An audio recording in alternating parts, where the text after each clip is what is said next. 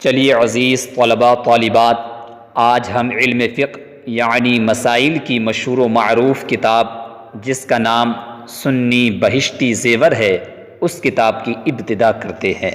بسم اللہ الرحمن الرحیم، صلو علی الحبیب صلی اللہ علی محمد صلی اللہ تعالی علیہ وسلم۔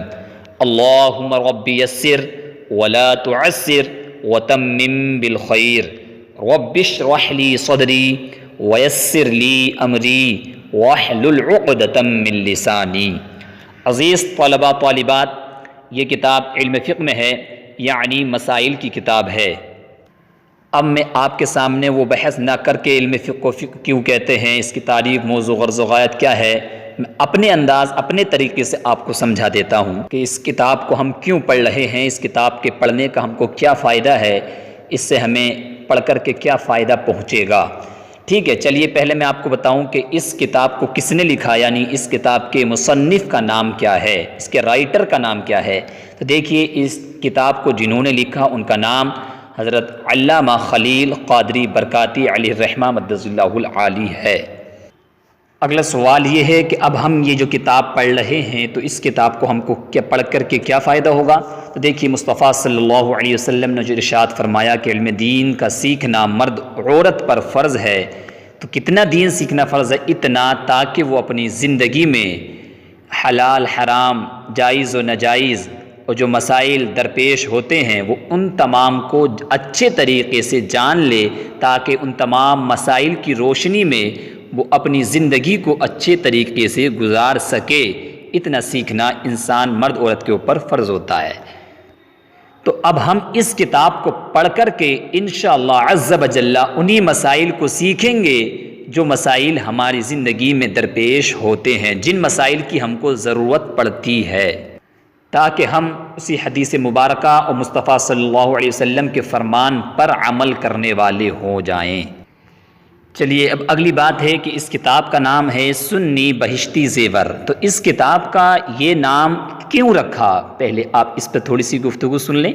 تو سنی، یہ تو اہل سنت و جماعت جو حق پر جماعت ہے، تو وہی مصنف ہیں، تو انہوں نے یہ اپنی طرف منسوب کرتے ہوئے لکھ دیا سنی بہشتی زیور۔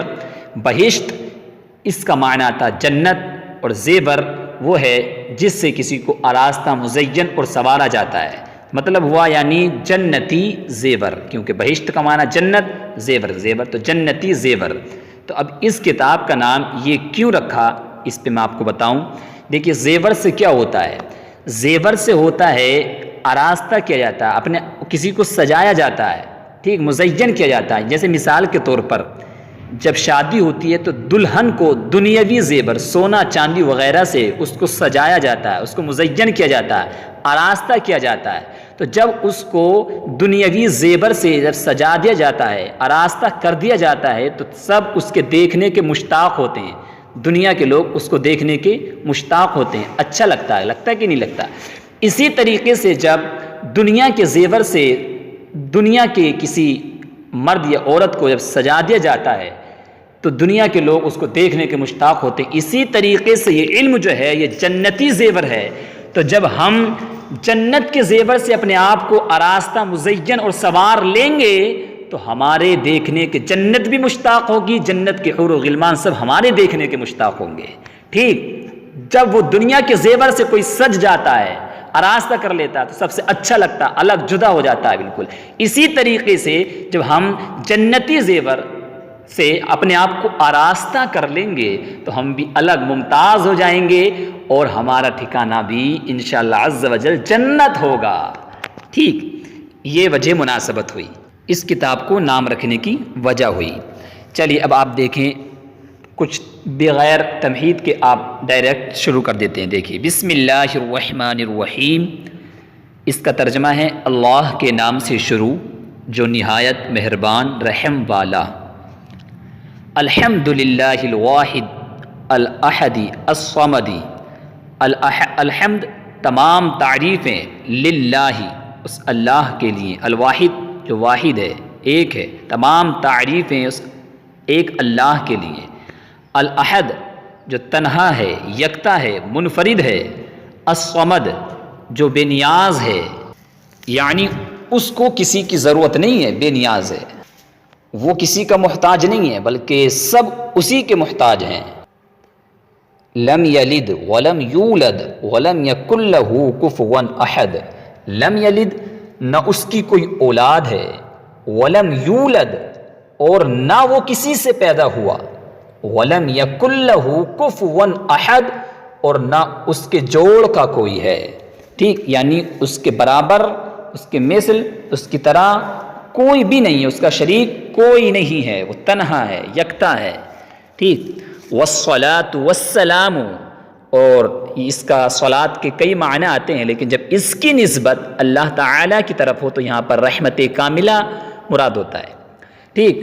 تو والصلاۃ والسلام، رحمت کاملہ نازل ہو، والسلام اور سلامتی نازل ہو، علی حبیبہ، اس کے حبیب، ہمارے سردار محمد سیدنا، ہمارے سردار محمد الممجد، ہمارے سردار محمد صلی اللہ علیہ وسلم پر، الممجد جو کہ بزرگ ہیں، باعزت ہیں، مشرف ہیں، مکرم ہیں، وعلی آلہ اور آپ کی آل پر، واصحابہ تمام صحابہ پر، والتابعین لہم باحسان اور ان کی تمام پیروی کرنے والوں پر، ان کی اتباع کرنے والوں پر بھی رحمت کاملہ اور سلامتی نازل ہو، باحسان، احسان کے ساتھ، بھلائی کے ساتھ، وعلینا بہم اور ہم پر بھی رحمت کاملہ نازل ہو، بہم ان کے صدقے میں، ولہم ومعہم وفیہم اور ان کے لیے، ان کے ساتھ خاص، ومعہم اور ان کے ساتھ، وفیہم اور ان میں، یعنی